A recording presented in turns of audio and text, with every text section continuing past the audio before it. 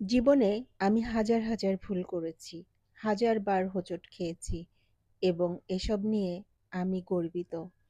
প্রত্যেকটি ভুল, প্রত্যেকবার হোঁচট খাওয়া আমাকে গড়ে তুলেছে, আরও শক্তিশালী করে পরিণত করেছে।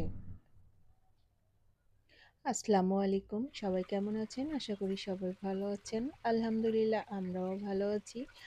আজকে একটা ব্লগ ভিডিও তৈরি করতে আসলাম। আজকে আমি মোরগ পোলাও রান্না করছি। সেই মোরগ পোলাও রান্নাটার ভিডিওই আমি আপনাদের সামনে উপস্থাপন করছি।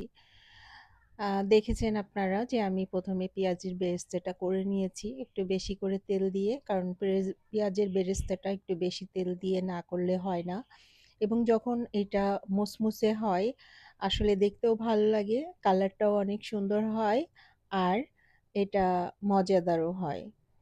তো আমি যেহেতু ব্রয়লার মুরগি ছিল, আমি এগুলোকে বড় বড় একটু পিস করে নিয়ে ভালো করে মেরিনেট করে রেখেছিলাম। মেরিনেট করার পরে এটা কিন্তু আমি ভেজে নিয়েছি, কারণ কক মুরগি হলে ভাজার দরকার হয় না, বা দেশি মুরগি হলেও ভাজার দরকার হয় না। যেহেতু আমি ব্রয়লার মুরগি দিয়ে করছি, সেহেতু আমি একটু ভেজেই নিলাম। নিয়ে ওই তেলটাতেই আমি আবার মাংসের জন্য মশলা কষানোর জন্য আমি সব কিছু দিয়ে দিলাম। আমি সাথে কয়েকটা ডিম সিদ্ধও দিয়ে দিলাম। দিয়ে তারপর যখন মাংসটা ভোনা হয়ে গেল, আমার কমপ্লিট হয়ে গেল, এমন অবস্থায় আমি চালটা ভেজে রীতিমতো আমি পোলাওয়ের জন্য রেডি করে নিলাম।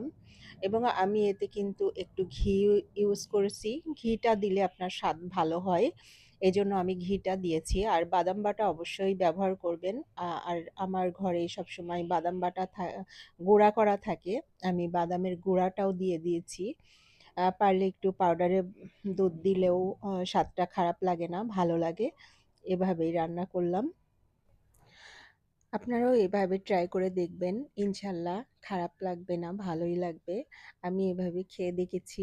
আর পেঁয়াজ বেরেস্তাটা উপরে ছড়ায় দিলেও সুন্দর লাগবে। এভাবে পরিবেশন করুন। সবাইকে ভালো থাকার আহ্বান জানাচ্ছি। সবাই ভালো থাকবেন। আর আমার ভিডিওটা লাইক কমেন্ট করবেন। সবাই ভালো থাকুন। আসসালামু আলাইকুম।